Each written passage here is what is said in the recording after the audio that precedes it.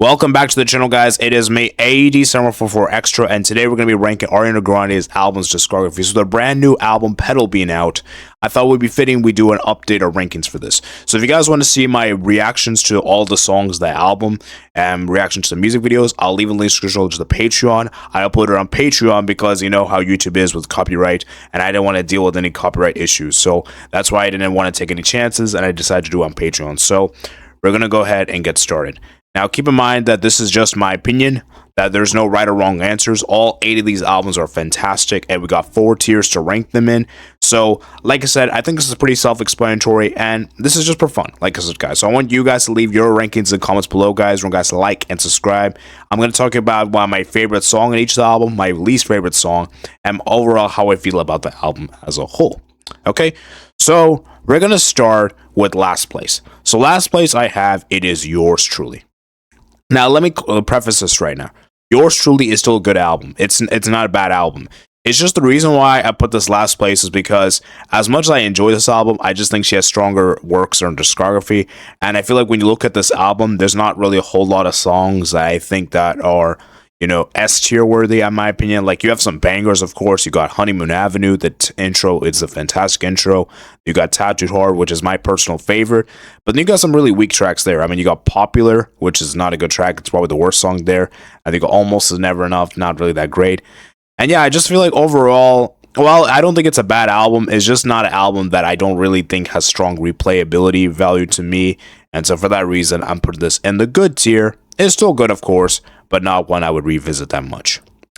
7th place I have, it is My Everything. While My Everything may have all the strong hits that she has in her discography, she has like the song, you know, One Last Time. Of course, you got, you know, Love Me Harder, Break Free, Problem, Bang Bang. I just feel like outside of those 5 big singles, there's not a whole lot of songs that I think that are amazing for me personally. Like, there are some underrated ones. I think Be My Baby is quite underrated. I think Why Try is also underrated. But then you got some really weird songs there. Like, you got Best Mistake. I mean, the part with Big Sean is just not great. And I'm not really a fan of Hands On Me, to be honest with you. Those are probably the weak links in the track list. And so overall, it's still a good album. It's just that I just feel like this album is very hit-centric, and there's a lot of features in this album, which I think kind of deviates from Ariana. And I just feel like, as a whole, I don't think this album is the best consistency. I don't think the track list is that great. And there's no really like solid theme around the album. So, of course, it's still a good album nonetheless, but it's not an album that I really care for that strongly for. So, we're going to put this in the good tier. So, we're now done with the good tier albums. So, from this point on, every album from this point on is going to be at least great. 6th place I have here, it is Sweetener. And this really is painful to say because while I think Sweetener has some of her best singles in her discography, I mean, you have God as a Woman, No Tears Left to Cry, Breathing. They're outstanding singles, and I think the music videos are also incredible as well. In my opinion, in her entire discography, this is the best set of singles she has. Got some really weak tracks there. The Light Is Coming with Nicki Minaj, just not a good track. You got Blazed, I'm sorry. Ugh. Then you got the Pete Davidson. The problem with this track list is that a lot of the songs, I feel like for me, half of the songs are bangers, and half of the songs are not. Half of the songs just suck, in my opinion. And so it really is hard for me for this one because while I think there's some fantastic tracks there, as I said, the singles, you got some non-singles that are like Every Time is incredible. Good Night and Go is amazing as well. Probably the 2 best songs there in the album. Then you got some really bad tracks there. And so that's the reason why I cannot put it any higher. But because those tracks I mentioned are so good, it pushes to the great tier. But I cannot put it higher than great because of the weak tracks being there. So yeah, for me, it's still an incredible album, nonetheless, but not one I would say is like perfect or amazing tier in my opinion. So yeah, next up we have is 5th place we have here, guys. It is Positions. Now, if you guys know me for a long time now, I've always stated that Positions was my least favorite album. This is the album that I didn't really like that much in general. But I've kind of grown after the recent years, you know, replayed this album, and I've kind of grown to appreciate more after like the first listen or so.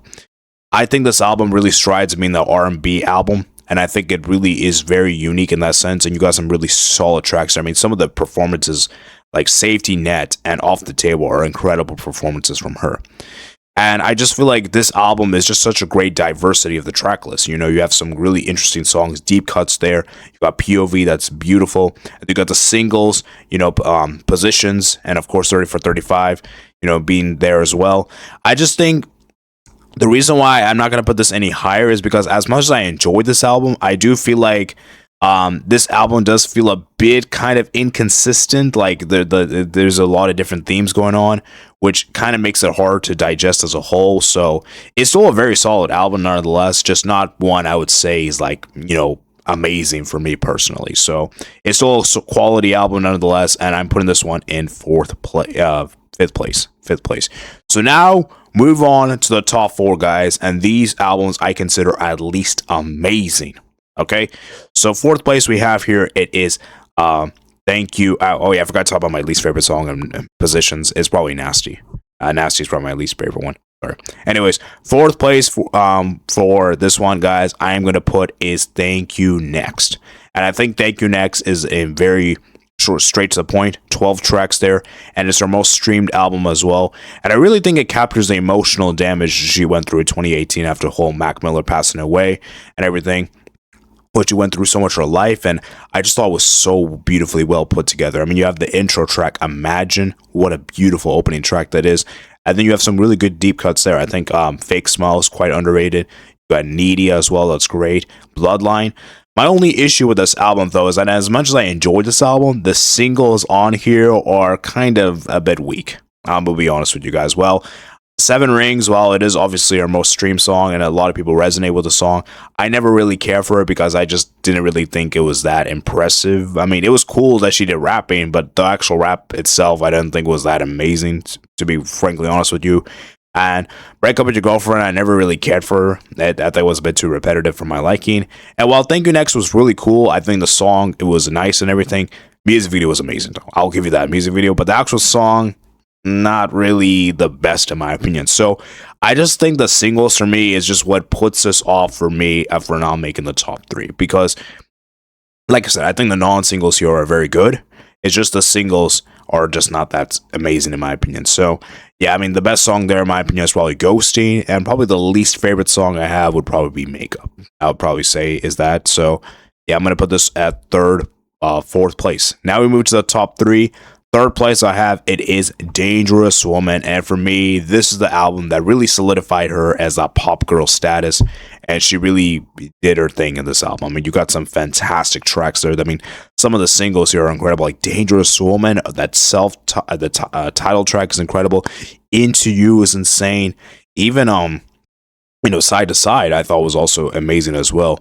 And yeah, I just think that there's some really strong tracks there. Even the underrated ones, like, you know, Greedy is quite underrated. Touch It is also really good as well. Be Alright, Sometimes.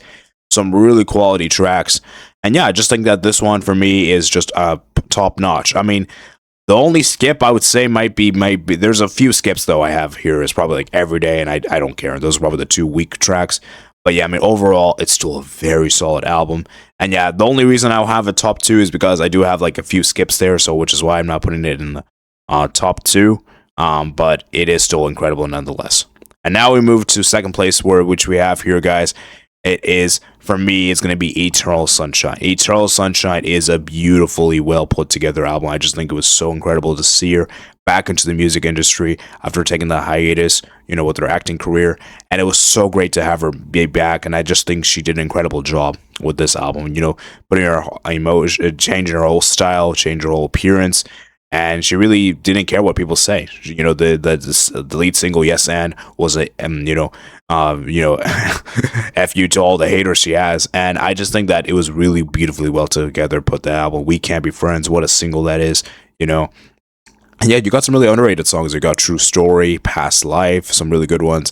I'd say probably the weakest track there is probably the interlude, "Ordinary Things," Saturn's Return. Is probably the weak thing, but even still, it's interlude, so I can't even be that harsh. And so I just feel like this album is just really well together. Vocally, I think it's great. Emotions still strong, and yeah, I just think it's incredible. So for me, I put this one in second place, and which means first is Petal. Now I know people are gonna say, "Oh, Arpon, you're just doing this because of recency bias and everything like that." And yes, it's probably somewhat recency bias, but if I'm being really honest with you guys, I think this is her best album. There's not a single skip in this thing. And when we did that Patreon reaction, I was beyond stunned at how good she was vocally. Because as much as I love Eternal Sunshine, I never really, like, the lead singles, I didn't really enjoy that much, to be quite frankly honest with you. So I just feel like as good as the We Can't Be Friends was really good, I didn't really care for the other lead singles like that much, to be quite frankly honest. Here, on the other hand, Hate That I Made You Love Me and Petal are fantastic singles, especially the Petal single. I mean, what she did in that music video is insane, and I just feel like this album is just incredible. Her vocals are incredible, the dreamy production's insane, and I just love how she does her thing. And so, yeah, I think it's beautifully well together. You have some fantastic songs here. You got Kiss Me, what an opening track that is. You got some amazing ones, Bad Thing. Stay is also great. Nowhere Nobody. Like, it's just really good, well together, put together. And I also like the fact that this album is just a single album for her. There's not a single feature in this album, which I think really captivates in how much emotion, how much captivating it is. And so for me, it is my favorite Ariana Grande album, guys. And so that is my rankings for you guys. So I hope you guys did enjoy this video, guys. Remember, guys, to like and subscribe. Let me know in the comments below what is your rankings in the comments. And remember, guys, I enjoy all these albums. Even if I put these lower in the tier list, it doesn't mean that I don't like it. It's just that I don't like it as much as the others. So I hope you did all enjoy. Remember, guys, like and subscribe. Comment down below your favorite album and favorite song as well. And yeah, hope you guys enjoy. And I'll see you guys in the next one. Peace out.